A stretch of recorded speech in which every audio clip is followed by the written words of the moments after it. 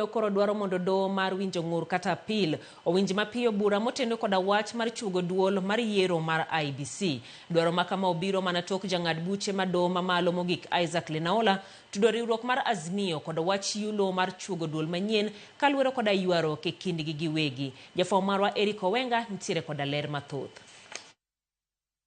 Bad migawo mar Doho koro ogodhoge piny e wach mar bedo ni piny Kenya onge kod duol mochung'ne tayo yiero e thurka IBC. Jang'ad buche Isaac Lenaola nosiemo wang' riwruok mar siasa mar AZIMIO kala kod ywaruok margi ma bende nyaka sani omiya put mane onego dadho commissioners manyien podi ok ochuogi. Why don't we, for example, have a hashtag appoint IBC now and spread it? Those who have opportunity will actually follow it and they will do something. Why is social media, why is the IBC not being constituted? Because AZIMIO can't appoint their representative to the panel. Is that something to hold a country hostage for 2 years? Chenro mar chuogo duol manyien mar IBC osebedo ka gore landa kuom thuolo malach. Nyangile mag AZIMIO kata kamano lero ni bad migawo mar Doho onego kaw thuolo margi mapiyo mar winjo bura manie nyimgi motenore kod wach ma ywaruok margi no. Kwa hivyo tungependa tuombe mahakama yetu ya kwamba waweze kuharakisha zile kesi ambazo zimechelewesha kubuniwa kwa tume hii, na mara moja tume iweze kubuniwa ili mwaka mpya tukianza tuwe na tume mpya ambayo itaanza kutayarisha mipaka, kuanza kutayarisha uchaguzi ujao kwa muda uliosalia. Duond bura mar Wiper kod mano mar National Liberal Party osebedo kalaro thuolo achiel mar bedo jakanyo ya put mabiro goyo kogono commissioners manyien. Aput mabende biro ting'o jokanyo 9 kaloro kod dwaro mar chik. Duond bura mar National Liberal Party seyo mokalo duond bura mar Wiper mabende otele gi Kalonzo Musyoka midhiero makoro omako jo Kenya gie sani. Kane wadhi e yiero, AZIMIO parties nobiro 100%.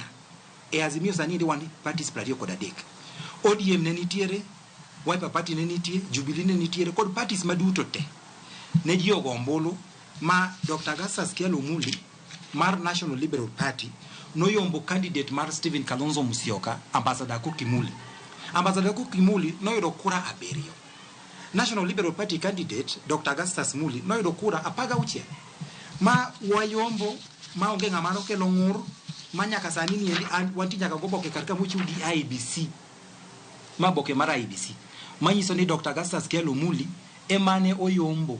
Mane wawinjore nyaka maber niya nikech Augustus Muli mano yombo to onge mibadhi mano nenore e yombo mare be onge chandruok kata kane wadhi e Doho nong'ado wach ni Augustus Muli mano yombo, National Liberal Party candidate is the right candidate e mondo obedi bete selection panel to bang'e wane wachako bedo gi buok ka jo Wiper ochako dhi appeal kendo e High Court ni okonego beni wan wabet ni Dr. Augustus is not qualified.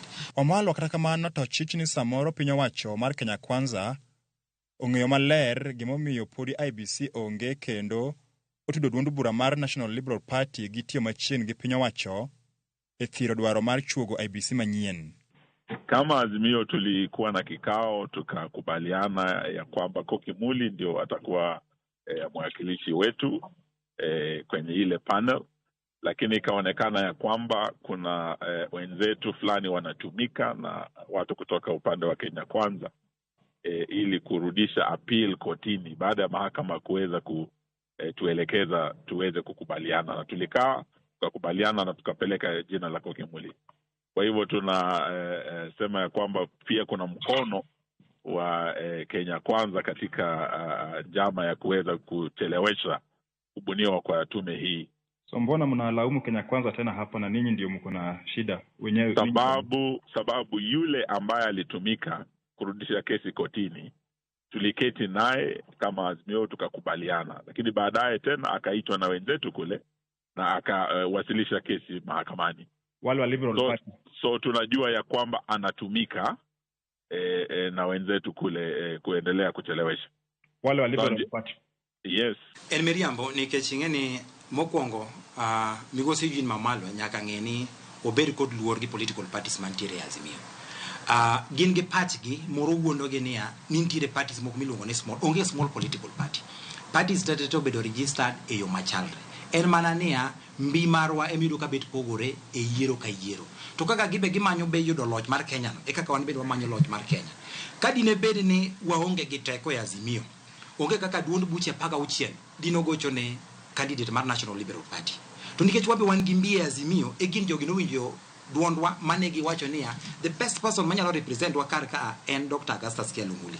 Omiyo Eugene Wamalwa owe kuondo jopiny. Jang'ad buche Lenaola ma bende doho mar apil ni e bwoye kendo Wiper nochwalo ng'ur margi nohum ni bedo ma onge IBC nyalo keto Kenya kama diny mokalo. We are busy passing legislation very quickly on other subjects that are politically important.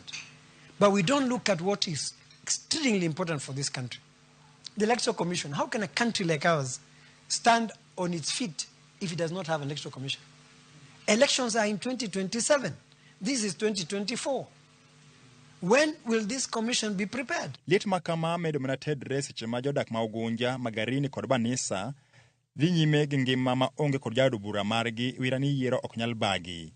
Eric Owenga, Ramogi TV, Nairobi.